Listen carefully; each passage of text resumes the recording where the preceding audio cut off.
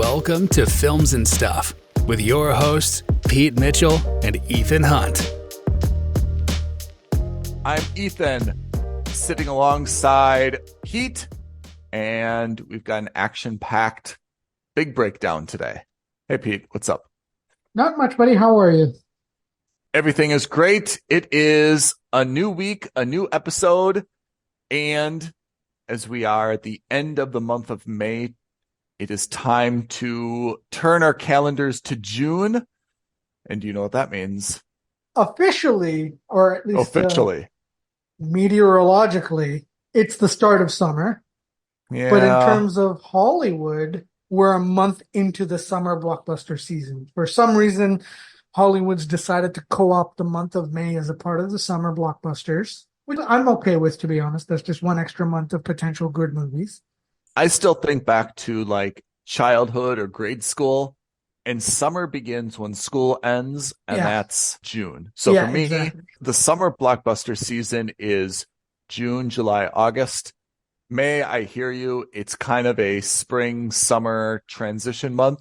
And the reason we're obviously talking about this, if you haven't figured it out, which you should have because it's the title of this week's episode, we're doing our annual summer predicties, where Ethan gives his list of what he thinks is going to be in the top 10 summer blockbusters. I do the same. We compare notes. We compare positioning. We make justifications for why we think we've placed our movies together. And of course, because it's so rare, we've also given each other 2 wild cards each. And the whole point is at the end of August, so we wait for that final tally, and then we compare notes and we compare scores and see what the box office results are on a global scale. And then we get crowned who's the winner. If we had the time and the technical inclination, we would do a montage of what we did last year for our summer predictees. We had some real wins and some real fails last year, huh? Yeah, I think that. Or maybe not our fails. It was some cinema fails. Exactly. Yeah, I think you're absolutely right. I think that the predictions we made at the beginning of May, I think were quite reasonable. I don't think we threw in any predictions that were so far off the beaten path. No. I think that last summer especially was just a shock to Hollywood's system. I think it forced a lot of Hollywood studios to kind of sit up and pay attention and just think, hey, you know what? We can't be agenda-driven anymore. And look, again, the problem with this topic is that inevitably it becomes a political topic. Even though this has nothing to do with politics, at the end of the day, if the movie is good, it shouldn't matter if you lean to the left or if you lean to the right. A good movie is a good movie. It's a fun movie.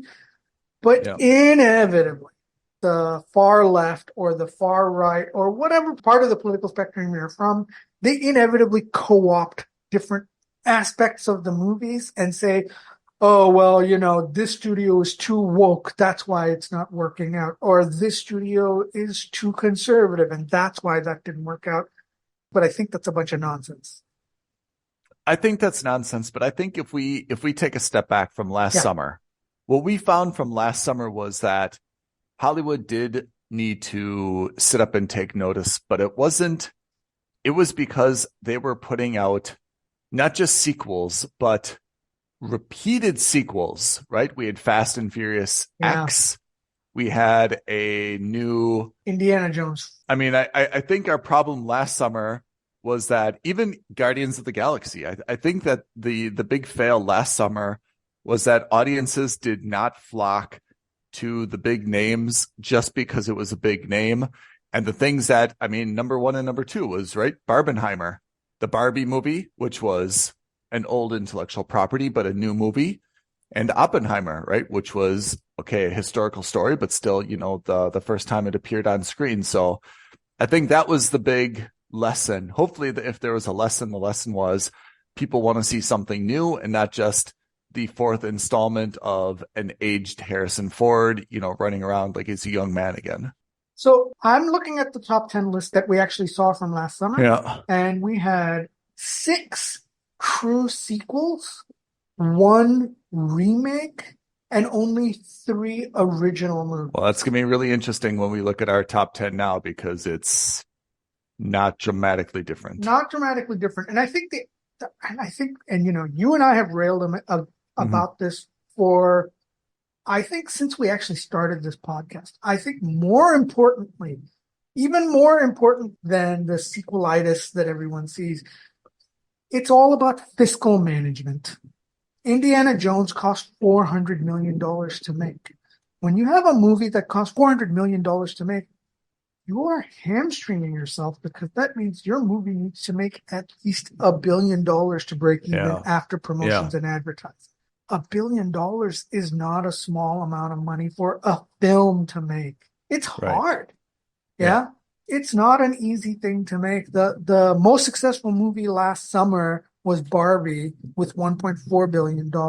The next most successful movie was Oppenheimer with $900 million. There was a $500 million spread between the two.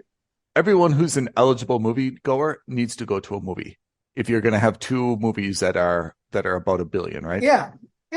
It's insane. And so we're going to see that again. I think that this summer, I think a lot of studios have said, hey, you know what? We need to scale back. I'll give you an example. The Fall Guy, which I finally did see, by the way, which had great effects, almost all practical, that was budgeted at $125 million. It's already a lot, but considering, the recent spate of movies where a lot of movies were averaging like $250 million, it seems like a bargain. It's warped how we think about it, but I agree. I mean, it is a bargain. Insane to say that about a $125 million movie, because that means that on $125 million, let's say $70 million of advertising, that's another $140 million that you need to make. This movie needs to make closer to $450, $500 million before it breaks even. That's asking a lot for a movie like The Fall Guy. It's a must-watch in cinema for both of us, but you're asking a lot of that movie to make $500 million. Yeah, I agree. In the meantime, let's start with our number 10 film. I will kick it off. Yeah. My predictee for the number 10 Hollywood blockbuster is Horizon, an American saga, which is the Kevin Costner post-Civil War epic. Some people are calling it kind of like another Yellowstone. And apparently it's going to be 2 different chapters, but they're both going to be held, like both offered like relatively. Yeah, both actually releasing in the summer window, which is unbelievable. One. Yeah. You've raised a great point, and I'm glad you started with that as your first movie. Let's knock it out. It is one movie that's been split into 2 parts, Chapter 1 and Chapter 2. And the way I propose we do this is that because it's still 2 movies, because it's still theatrically going to be released as 2 different movies, what we'll do at the end of the summer is we'll take the average between the 2 movies and consider that as the final box office tick. Because otherwise, you're effectively going to be doubling your box office take, and that's a little unfair. So I agree. If the first movie makes $100 million and the second movie makes $200 million, let's call it 150 and call it a bit. I don't want to expand too much on it. Is that in your top 10 list that we'll talk about more when you reveal it? It is on my wild cards. So yes, it's not on my top 10, but it's on my wild card. I'll tell you my rationale, and maybe you'll echo this a little bit as well. I mean, definitely Kevin Costner's a big name. Sienna Miller is in it as well.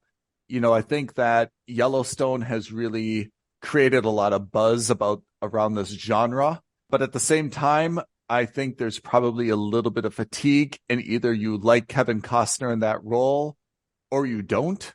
I don't think that you're going to get a lot of people that, didn't kind of watch or like Yellowstone to check into this. So I think it's going to have a pretty defined audience. I would say that expectations for this, or whatever the projections are, should be relatively accurate. I don't think it's going to dramatically overperform or underperform, but I think it's going to be solid for people that like that genre. I think that, first of all, if you look at the cast, it's a pretty star-studded cast. Maybe not everyone is an A-list star, but certainly everyone you've heard of or seen in other shows. And it like is Will Patton, for example. list. Yeah. Sam Worthington. I mean, Michael Rooker, Michael Rooker, Giovanni Ribisi. You mentioned Sienna. Thomas Hayden Church, Luke Yeah, Wilson. fantastic. Again, it's a very stellar cast. It's a very well Yeah. recognized cast. Let's put it that way. Yeah. It has everything going for it. I think that the appeal, like you rightly said, depends on what your preference is for, first of all, an epic, for a Western epic, for a post-Civil War, not a modern take on a Western epic. The good thing about Yellowstone is that it's a Western show, but it's really quite modern. I think it's going to feel a little bit like Killers of the Flower Moon. So let's put it this way. There's a reason it's on my wild cards list, because if it takes off, I think it's going to take off very well. But I have a sneaking suspicion that it's going to be really targeted to Western audiences, or at least I think it's going to appeal a lot more to Western audiences. Yep. I agree with that. Give me your number 10. A Quiet Place, Day One. Oh. I'd say in the last couple of summers, or at least in the last couple of years, there's always one surprise, like pseudo horror movie or scary suspenseful movie that always does remarkably well. And I think it's going to be A Quiet Place.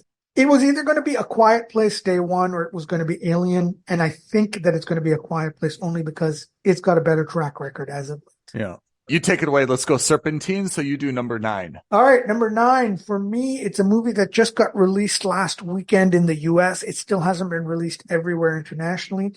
It's If Imaginary Friends. IF. Okay. That is the new John Krasinski directed and written movie starring Ryan Reynolds, Steve Carell. There's a bunch of people in there, it's ostensibly a children's movie, but it's not just a children's movie. It's one of those hybrid movies where there's a message for kids, but there's also a message for adults. Not on my list because for a few reasons. I saw the previews and I'm not thrilled by the previews, and I'm not sure where it's going to appeal. I mean, Ryan Reynolds appeals to a lot of people. We'll get to Deadpool in a minute. The characters are not like characters that you recognize. They're just kind of like made up cartoon characters. So I don't think it's going to do that great. I also didn't put it on just because it's a May release, although I know that that's a little bit of a gray area. I think you're right to put it at 9, definitely not higher than that. It's not on my top 10 list. My number 9 was Scarlett Johansson, Channing Tatum, and Woody Harrelson. Yeah. Fly Me to the Moon. What do you think of this movie? I saw the trailer just recently. Yeah. I guess it's nothing special, but maybe that's why I think it's going to be a number 9, is that if you look at our list, they're very genre heavy. And if you're kind of looking for a date night movie, or you're looking for a movie that's just kind of okay for everybody, people recognize Channing Tatum. They recognize Scarlett Johansson. It's, got a little bit of a moon, NASA element to it. So I think this could be something that, gets a lot of traction. Definitely, I don't see this as a $1 billion movie, but it could be a number 9 movie for the summer season. Yeah. I don't know if I read the trailer correctly, but there were elements of it that came off like a romantic comedy to me more than a sci-fi comedy/drama. That's why I didn't put it on my list. Generally speaking, romantic comedies don't necessarily do super well in the summer blockbusters. Having said that, A, star power galore. B, interesting topic, right? We're talking about the moon landing. We're talking about the Apollo program. We're talking about, they alluded to the trailer, this is not a spoiler, about them filming it or making a film version of it. So it kind of it leans into that conspiracy theory aspect of whether Stanley Kubrick directed the moon landing, as it were. It could be a very successful movie. I imagine that it will be a fun movie. I am looking forward to watching it. My number 8. Yeah. I've got Twisters, which is about the most summer blockbuster-ish popcorn munching movie I think you could come up with, right? I mean, it's a little bit of there was an original Twister with Helen Hunt. Was there a sequel after that? No, this is it. This is the direct the sequel. So this is the sequel to the 1996 Yeah. Helen Hunt Twister. Kind of nice that they just added an S. Yeah. We've seen the Storm Chasers before. a little bit surprising it took so long to make a reboot. They've got Glenn Powell in there, who's a little bit hot. Yeah. So I think this is something that, again, not a billion-dollar movie, but in a summer where you're trying to find something that's palatable to everybody, this could be something that, meets that bill. Yeah, I too have it slightly higher. My number 8 is Kingdom of the Planet of the Apes. Oh, okay. So, the Planet of the Apes, let's say the modern trilogy, has done reasonably well. They've been not just critically acclaimed, but I think commercially quite successful as well. Don't know how this is going to play out. This, for me, of my top 10 list, this is probably the one that I'm the least confident about. Oh. But reviews were pretty good. Let's see how it plays out. I don't have it on my list at all. I think I saw the trailers and I feel like there's a lot of fatigue from the Planet of the Apes. Hit me with your number 7. My number 7 is Twisters, so I think that it's going to do better than that, but yeah. My number 7 is the Garfield movie, voiced by Chris Pratt, Samuel L. Jackson. And I guess I feel like this just sounds kind of fun. The movie poster is very orange and bright. And I think there's a lot of people that have a really good feeling about, Garfield. And maybe this is kind of like the summer thing that just captures lightning in a bottle.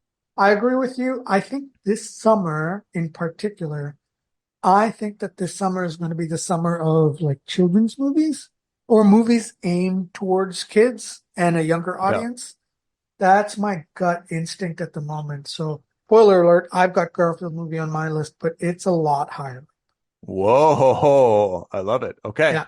Then let me do my number 6. My number 6 is Borderlands. It's based on the video game. A lot of action. Kate Blanchett's in it. Kevin Hart, Gina Gershon, who's my favorite. Jack Black is in it as well. Jamie Lee Curtis is in it as well. So, and Borderlands has, I think, a very, very strong following, from the video game. So let's see if that adaptation, takes off and translates to cinemas as well.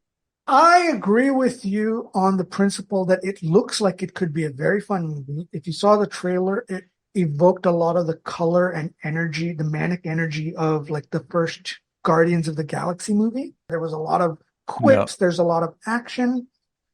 I also think, however, that it's a movie based on a video game franchise. And if you're a gamer, you know the franchise very well. But I think the overall gaming community for the franchise is a lot less than you'd expect. That's the first thing. The second thing is that it's an R-rated movie. That's a harder sell. That's my feeling on it. But is that not in your top 10 then? It's not on my top 10. Wow. Yeah. Okay. Yeah. So I think it's going to do very well. But I think it's going to do very well with the lens that it's a video game adaptation. Okay. My number 6 movie is Bad Boys 4, Ride or Die. Now, this is going to be, at best, a controversial play. Given that it stars Will Smith, the man most notoriously known for slapping Chris Rock at the Oscars 2 years ago, and then on the same night winning Best Actor. Here's my rationale. I don't see that as the biggest challenge, but tell me your rationale for this. Yeah. So the rationale is that the Bad Boys franchise has a lot of good history behind it. They're still quite fun movies. They're action movies. And in terms of action stars, Will Smith, despite the controversy, is still Will Smith. I get the feeling that this is probably going to be his attempt at a comeback in the more, let's say, mainstream audience.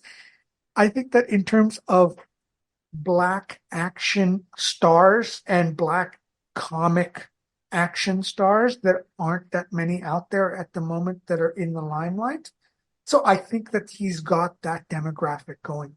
All right. I'll tell you some numbers. Okay. And these numbers don't support my decision to keep it off the list, but I think they support yours. The first film, the original Bad Boys, which I think we can all agree by and large was a cheesy but fantastic Michael Bay film. Yep. $65 million in 1995. Then in 2003, then it was released in July, a true summer blockbuster.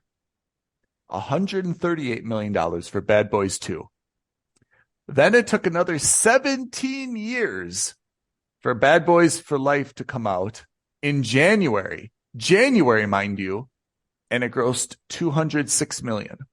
Based on that, I think that you probably made the right decision to put it in, although I think it's way too high. I kept it out, not so much for the Will Smith reputational issue, but I feel like there is just I don't want to say fatigue because there's only been 3. I don't feel that there's a lot of passion. And the Bad Boys for Life, which I was so excited about, sincerely, I thought was a miserable movie. Yeah. And even in that movie, they were making fun of each other about being old and tired and achy and stuff like that. I don't know how 4 years later that gets any better. I'm just not sure that there is the same enthusiasm, for this franchise. They've added Vanessa Hudgens, which gives it a little bit of a younger feel, but I would expect what you kind of should do for a franchise like this is that you should add now the young protege, introducing him. And he's the guy who kind of takes the mantle from Mike Lowry and Marcus Burnett. Yeah. But right now, I don't see this overperforming, but to have it in the top 10, I think is not bad. I'm not aligned with your number 6, but we'll find out where it goes. Yeah, no, I agree with you. I think, and I have a sneaking suspicion what you're saying is what they tried to do in the last movie, because remember they introduced the new squad. Yeah. Well, the 5 or 6 really young cops in that, elite SWAT force kind of team. And his son. Okay, so his son, I don't know if he's in this movie. I haven't bothered, My level of interest outside of the top 10 list is not very high, which in and of itself probably tells you everything you should know about this film. But I think that if they really want to do that kind of because at the end of the movie, I think he goes to jail, right? At the end of the 3rd movie. Maybe. I don't remember, but I think he was a bad guy in the last movie. Well, he was a bad guy, but then he kind of turned a good guy when he found out that Will's his father and that his mom was the one who was actually not the good guy. Yeah. Exactly. So the witch. Yeah. Right? The whole thing was just kind of. Yeah, it was a little, but let's see. My reasons or my logic for putting this as high as I did is less about whether I think the movie's going to be good and more about the circumstances around the movie. Now we're getting into the top 5. It's getting top real, 5. my friend. Yep. This gets a bit spicy for me. So my number 5 movie is Furiosa. Basically, we don't really have anything dramatically different so far in our 5 to 10. So that means we're likely to have about the similar top 5, more or less. This is exactly what happened last year. Yeah. Number 6 through 10 are where both of us are scratching our heads at each other's lists. Yeah. And 1 through 5 are kind of like where we're like, okay, we're in agreement that this is probably correct.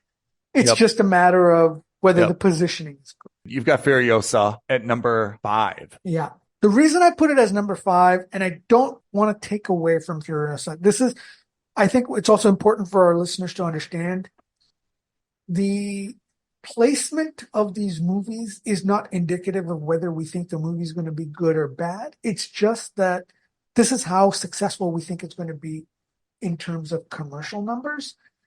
And that's to say, I think Furiosa is going to make a ton of movie because the last Mad Max movie did. In terms of the more modern franchise, it's one of the most visually appealing. It's one of the most visually unique movies. A lot of it was practical effects, not much CGI. The reason I've put it so low on my list, again, is not because I think it's going to do badly. I just think that the other movies are going to do better. Okay. I put at number 5, A Quiet Place Day 1. I did it for a few reasons. First of all, did you know that the original Quiet Place made $340 million? Yeah. To me, that's a shocking amount. I guess I feel like everyone had a good feeling about the first one. Even people that didn't see it, I feel like they somehow have heard about it or have like a good sense of it. it's a prequel, which I think makes more sense than having it be a sequel. And I guess I also kind of figure like, this is one of these summer things where everything is just kind of like tuned in right. It's going to be released, at the very end of June. So really capture kind of like that 4th of July weekend traffic. Anyway, I kind of see this as maybe my surprising pick for the top 5. So I put it at number 5, A Quiet Place Day 1. Yeah. You've got this as number 10. Yeah. I've got this as number 10. Again, every year there's some upset movie. Yep. Last year I thought it was Barbie. I think this year it probably is going to be A Quiet Place, just because it's got a lot of goodwill coming into it. Not just from the studios, but I think also from the audience. Yeah. All right. So number 4. My number 4 is Inside Out 2. You think that, this is going to be the summer of children's movies. The original Inside Out did fantastic. Yeah. I think it made $858 million. Yeah. I mean, $858 million. Inside Out 2 can only match or exceed that. I don't know. I never saw the original. That's a huge amount of money. Hard to argue that it's going to do worse since it's already got a lot of brand recognition. I've got that at number 4. Yeah. Funnily enough, so do I. Oh, okay. No explanation either then, huh? I think it's going to do very well. I think for all the same reasons. It is a part of Bob Iger's strategy at Disney, especially in the last, I think, 2 summers, has really been hit with a lot of not just controversies, but with a lot of bombs in the box office. And they have outspent anyone and everyone. I think this is as safe a bet for them to go back to the formula, which is to say, hey, look, Inside Out 1 was a huge success. Yep. Let's do the same thing for this. What do you have for now we're getting serious. Now we're getting serious. This is the top 3. All right. What do you have for number 3? So in what I can only describe as a shocker, I've put Deadpool and Wolverine as my 3rd movie. Okay. Walk me through it. So I am quietly confident that this is going to be either placing number 1, 2, or 3. The reason I put it in 3rd place is it's an R-rated movie. The other reason I've put it in 3rd place is that it is an MCU movie. Now, this is a pro and a con, because the MCU has been shockingly hurt in the last, let's say, 3 years with their TV series and with their movies. Very few of them have been successful. There's been a lot of controversy at Disney, even more so with the MCU. So this movie has a heavy burden on it. That's I'm not saying that the reason why it's going to fail or not fail. I just think that there's a lot more pressure for this movie to be phenomenal. And if this movie is anything short of phenomenal, a lot of people are going to be like, well, that's the death of the MCU. I'm not one of those people. I'm more optimistic in general. I just think that the reason I put it as number 3 instead of number 1, it's a hard sell to have an R-rated movie, especially one like Deadpool, which means that in America, if you want anyone under the age of 18 to go watch this movie, they have to go watch it with an adult or with their parents. How many people are going to want to watch a Deadpool movie with their parents? It's a harder sell, is what I'm saying. I think it's going to do incredibly well, but that's my logic. Okay. I'll tell you my number 3, and I think I made a mistake, but it is what it is. I put Despicable Me 4 as number 3. Okay. And I probably should not have, because, I just quoted the numbers for Inside Out and justified why I put Inside Out 2 at number 4. For me, the Despicable Me franchise, which is, part and parcel of the Minions franchise, has a great brand. But when I look at those numbers, they're actually surprisingly a little bit low. The original Despicable Me did $250 million. Despicable Me 2, a very respectable 368. Despicable Me 3 then went down to 264. Oh, that's not a good trend. And that last Despicable Me was in 2017. They were released in 2010, 2013, 2017. I'm going to throw a spanner in the works for you. You're looking at the domestic box office for the US. Let Maybe me that's revamp right. those numbers for the worldwide box office. All right. Despicable Me 1 in 2010 made $545 million. That seems more right. Yeah. Despicable Me 2 made $975 million. Despicable Me 3 made $1 billion. So I'm right on having 4 where I had it then. Yeah. Yeah, potentially. Minions made Yeah. 1.1 billion. Minions 2 made 940 million. Yeah. So Despicable Me 4, I'm not saying is a lock for Got a it. billion-dollar movie. I Got think it. you're okay. I think you're in absolutely the right place for it. That's my 3. My 2, Furiosa. The reason I've got it at number 2 is I think that there's a dearth of really, really big, gotta see blockbuster movies on the big screen on IMAX this summer. I mean, everything that I've listed, Despicable Me 4, Inside Out, Quiet Place, Borderlands, Garfield movie, Twisters, Fly Me to the Moon, Horizon. Furiosa is the cinematic IMAX, gotta see it type movie. I think it's got a lot of press. Visually, we know exactly what George Miller is capable of. I expect that this is going to be a huge, huge hit. And I think when it comes time for Academy Awards, certainly Best Picture, cinematography, lighting, costumes, all those are going to be nominations for it. So I think this is going to be something that almost everybody who goes to a cinema is going to be presented with as an option in a multitude of different times, right? And we know that that's how a lot of people make their movie decisions as well.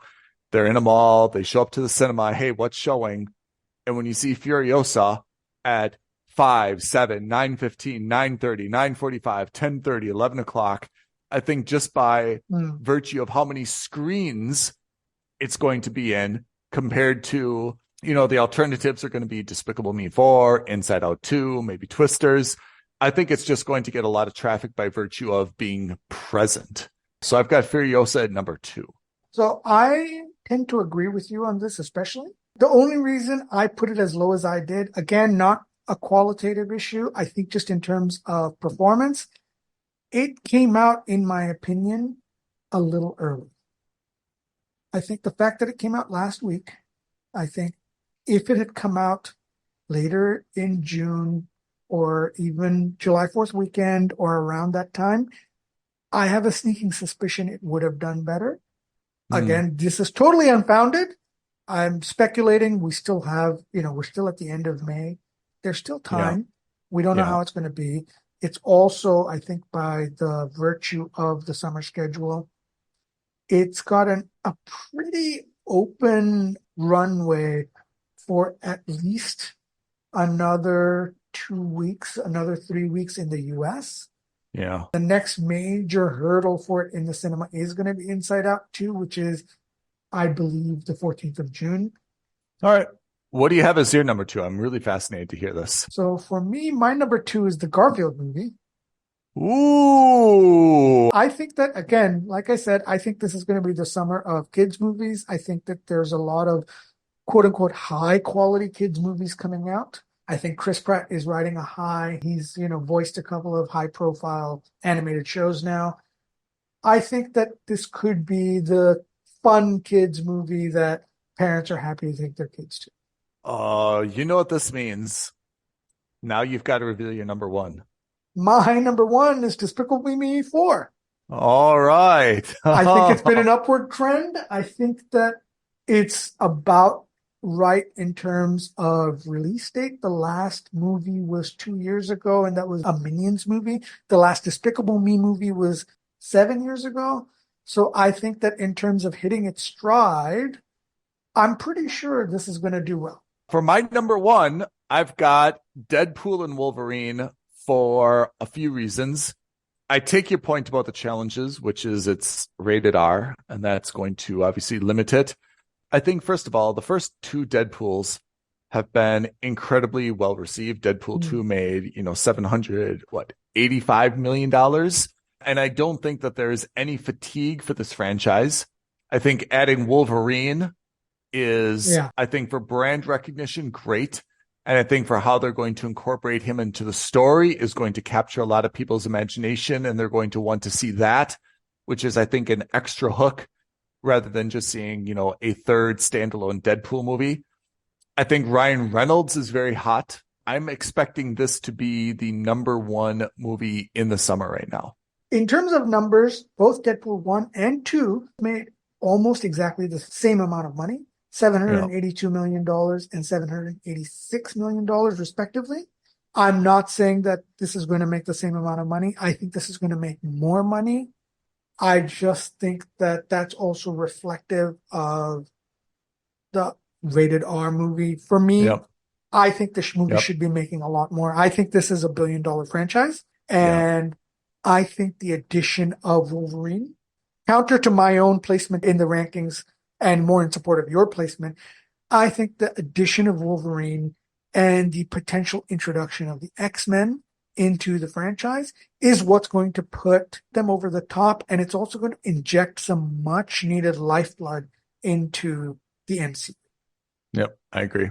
So our top fives, or I should even say like our top sixes, we've got a lot of similarity. I think it's going to be a matter of positioning in the top five between you and I. Yeah. And I think the kind of like 7 through 10, we've got a few differences there. So it's really going to be kind of what made the cut and what did not, So I've got Horizon, I've got Fly Me to the Moon, you've got you've got Planet of the Apes, you've got Bad Boys Ride or Die. You've got Borderlands. Yeah, I think between us on this top 10 list, there's like maybe 2 or 3 movies each that we're not necessarily fully aligned on. Yeah. The difference is that, you've got Bad Boys in your wild card. So let's quickly go through your wild cards. What's your first wild card? So I put my wild cards in order. Yeah. My first one is The Bike Riders. Yeah, Jodie Comer, So Nostradamus, yeah. Yeah. So I don't know. I mean, the reviews I think have been quite positive. I think the trailer looks fantastic. But again, this is not going to be, I think, a top 10 movie, but I think it's going to be a solid movie just because of star power and some good reviews that, gets a reasonably good audience. My second wild card is Bad Boys Ride or Die. Similar reasons, why you put it at, I guess, number 6 or number 7. Yeah. It's a well-known franchise. If you're looking for if we look at our top 10 lists, I mean, there's not a lot of African-American stars in this list at all, right? So, I mean, I think that fills a very important genre as well. And it appeals to everybody. Everybody kind of knows the story. Me and you know the story. We love the story. So I would expect that's my second wild card. Okay. So my first wild card is the Horizon movies. Okay. Yeah. And the second wild card is Alien Romulus, because again, every summer there's a suspense / horror / thriller / scary movie that succeeds.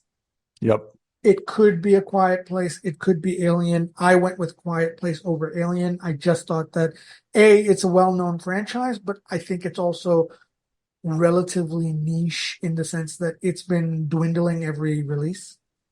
So I think that I will enjoy the movie greatly. I just don't see a huge public demand. Yeah. So that's our top 10 list. I mean, any observations when you look at my list and your list side by side? Not particularly surprising. Again, the top 5, generally speaking, I think is absolutely right in the sense that they're on the list. I don't know where on the list they will end up, but I think generally speaking, you and I both agree that these are probably going to be the most successful films this summer. Yeah. The bottom 5 is where things get a little bit more spicy in the sense that I maybe made a few leaps of logic. You've also made a few leaps in logic. We'll see how that plays out. Yeah, that's what's going to be interesting in September is because you get to look back, with like hindsight and say like, oh, that was a really good assumption. You assume that was going to happen. That was a really good assumption. Or you say like, that was an assumption and it didn't happen for a lot of reasons, you could make like last year, you're like, oh, people are really have such great vibes for Indiana Jones. We haven't seen him for a while. It's so nostalgic. Everyone will love, to see him again. He's adding the lady from Fleabag. That's going to be a really great, pairing. Those are all like assumptions we could have, made to get that into like the top 5. None of those held true, right? Yeah. I mean, to put things in perspective, you and I were both 6 for 10 last year. I mean, I'm not saying that you and I are experts, but I would say you and I are, let's say, more informed than the average cinema goer. Yeah. And that's just, frankly speaking, because you and I spend more time at the cinema. We spend more time on TV. We spend more time on IMDb. Yeah. So for both of us to have a 60% track record, I don't think that indicates anything about Pete and Ethan. I think that indicates more about the status of Hollywood last year, that there were so many shockers. And again, you and I were 1 for 1 or 1 for 2 or 2 for 2 on our wild cards. Yeah. So if you take those into account, then, we were 7 for 12 or 8 for 12. That gets slightly better, but not much, to be honest. I mean, I'll say some things, though, in our defense. This is based on the movie itself, and it's not based on the perceived quality of the movie. For example, last year I remember that I had the race car movie on my top 10 list, and I stand by that being a very good choice. I think I had it like number 9 and number 10. That was a terrible movie. Gran Turismo. Yeah, that was your wild card. That was a terrible, terrible movie. Like, I went and Orlando Bloom gave a performance that amounted to a shrug. Like, I've been paid in advance. Do I feel like putting any effort into my character at all? Not really. That's a true story. That was a fantastic story that was killed by either bad casting, bad directing, bad producing, something. I don't think it was a bad choice to put that on my list. I think that we didn't know in advance it was going to be such a shite production. Even Indiana Jones, right? We said, hey, we have a little bit of concern about like the de-aging technology that's going to be used. Is that going to wreck the film? And to be honest, maybe it didn't wreck the film, but it definitely didn't do anything good for the film. Yeah. That's our top 10 plus our wild card. So, almost like a top 12, as it were. We will continually monitor this. I will keep filling in our list and making sure that I'm on track as to where things are as they stand. And probably in the next month or two, we'll give you kind of like a mid-season update. We're 1 month in, probably at the end of June. We'll do a quick recap to see where we're standing, because by the end of June, we will have had the first chapter of Horizon released, Bad Boys released, Inside Out 2 released. There's going to be a few movies on our list that's going to have been released. I think it's also hilarious that neither of us bothered putting Kraven the Hunter, which is a Spider-Man movie that just sneaks into the summer blockbuster list. I don't think that's going to do anything, because Sony has really screwed the pooch with that franchise. Yeah, absolutely right. Okay, Pete, tell our listeners and fans where they can write to us to agree, disagree.